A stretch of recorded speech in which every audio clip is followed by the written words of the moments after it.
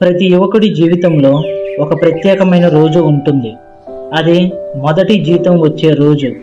కానీ ఆ డబ్బు ఖర్చు చేసే ముందు ఎవరికి ఇస్తామన్నదే మన నిజమైన విలువ.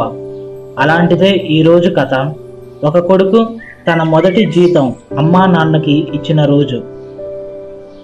సందీప్ అనే మధ్యతరగతి అబ్బాయి ఎన్నో కష్టాల తర్వాత ఒక చిన్న ఐటీ కంపెనీలో జాబ్ సంపాదించాడు.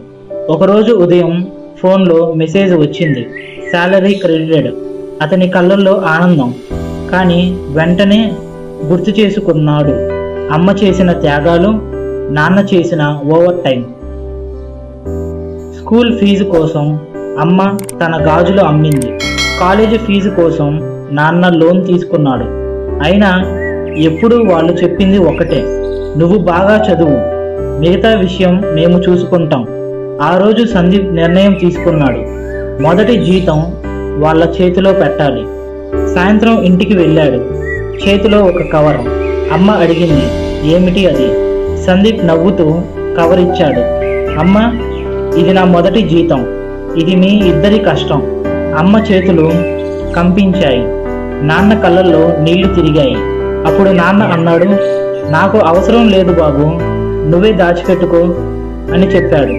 సందీప్ చెప్పాడు, ఇది నా డబ్బు కాదు నాన్న, ఇది మీ పెట్టుబడి మీద వచ్చిన లాభం. ఆ మాట విన్నప్పుడు అమ్మ అతన్ని హత్తుకుంది.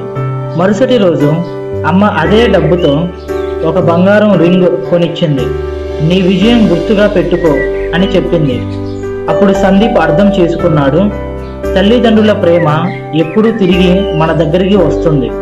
మొదటి జీతం పెద్ద మొత్తం కాకపోవచ్చు, కానీ ఆ డబ్బులో ఉన్న ప్రేమ విలువ అమూల్యం.